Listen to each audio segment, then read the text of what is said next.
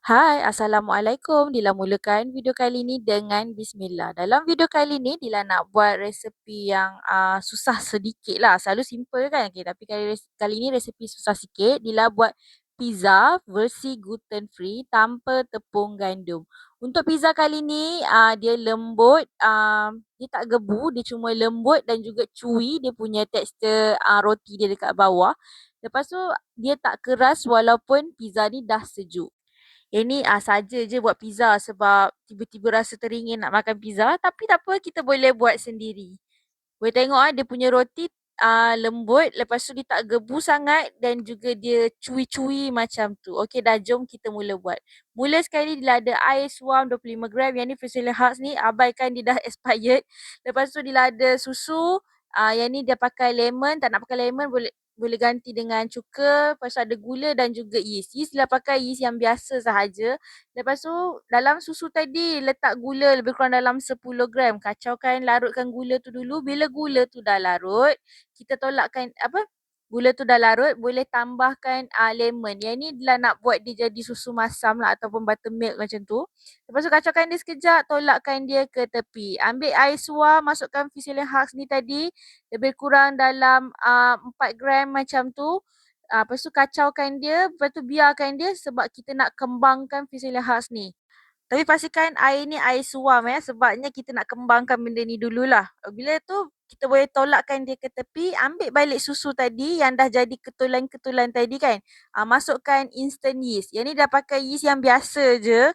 Masukkan yeast ni lebih kurang dalam 2 ke 3 gram macam tu sebab yeast ni terlalu ringan kan. Jadi dia memang nampak agak banyak sikit. Lepas tu kacaukan dia sampai dia rata larut macam tu lah yeast ni. Sebab kita nak kembangkan dulu yeast ni. Okey, settle tu kita ambil bahan kering dia pula. Dia ada tepung ubi. Yang ni dia dah pakai bilik flour.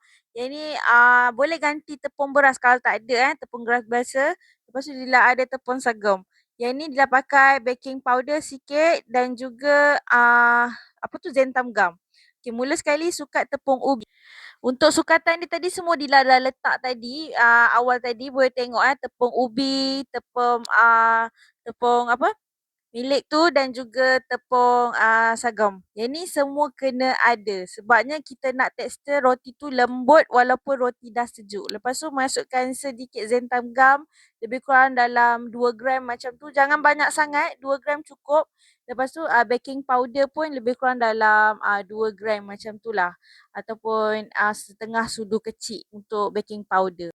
Dah selesai sukat bahan kering ni, kacaukan dia sampai dia rata macam tu sebabnya kita nak mula mengadun kan. Lepas tu ambilkan jelly Fusilian Hearts ni tadi, dia dah jadi jelly, dah kembang macam ni kan. Tak apa, masukkan terus ke dalam adunan tepung tadi. Lepas tu tambahkan 5 sudu besar telur. Yang ni dia dah buat ni sikit je, jadi telur dia pun sikit. Lebih kurang dalam sekeping je pizza tu. Jadi kalau nak banyak, kena gandakan resepi ni. Untuk resepi ni, dia memang bagi sikit je sebab Dila seorang je yang makan. Lepas tu dah gaus bati kan, tambahkan 2 sudu besar minyak masak. Tak nak pakai minyak masak, boleh gantikan dengan butter yang dah dicairkan. Kacaukan dia, yang ni nak pakai mesin roti boleh. Macam Dila dahulu pakai tangan je. Lepas tu masukkan bancuhan yeast yang dah dikembangkan tadi. Lepas tu ulikan dia guna tangan. Nak mudah uli pakai tangan lah. Kalau ada mesin roti, boleh pakai mesin roti. Sebabnya Fusilian Hearts tu, dia punya gel tu agak susah nak diuli pakai senduk ke apa. Jadi kena uli pakai tangan. Untuk resepi kali ni, tak payah nak uli beria sangat macam kita buat yang tepung gandum tu kan. Cukup dia dah sebati macam tu dah tak apa. Yang ni dia dah kembangkan dia sekejap lebih kurang dalam 30 minit lah. Ikut suhu rumah masing-masing lah.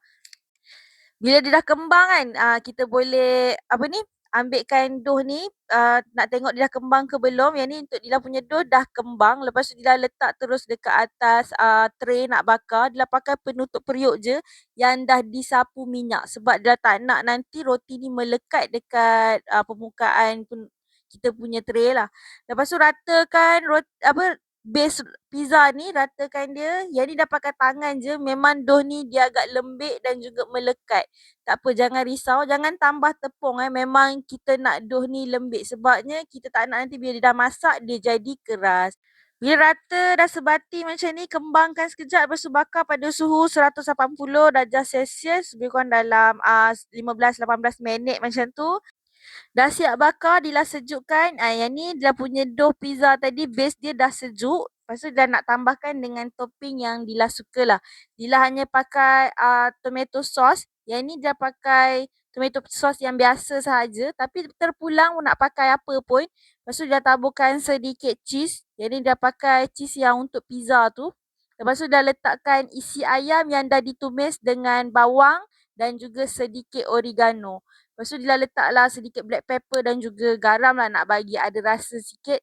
Yang ni terpulang tau, nak letak daging pun boleh. Tapi Dila buat masa ni Dila ada ayam je dalam peti. Jadi tak apa isi ayam. Lepas tu Dila suka isi sedikit nanan. Tapi topping ni tak kisahlah. Boleh buat apa sahaja topping yang suka lah kan. Lepas tu letakkan lagi sedikit cheese dekat atas dia. Lepas tu boleh bakar pada 180 darjah Celsius lebih kurang dalam 10 minit sebab kita nak cairkan cheese tu. Yang ni rupa dia bila dah siap bakar. Boleh makan panas-panas ataupun dah sejuk.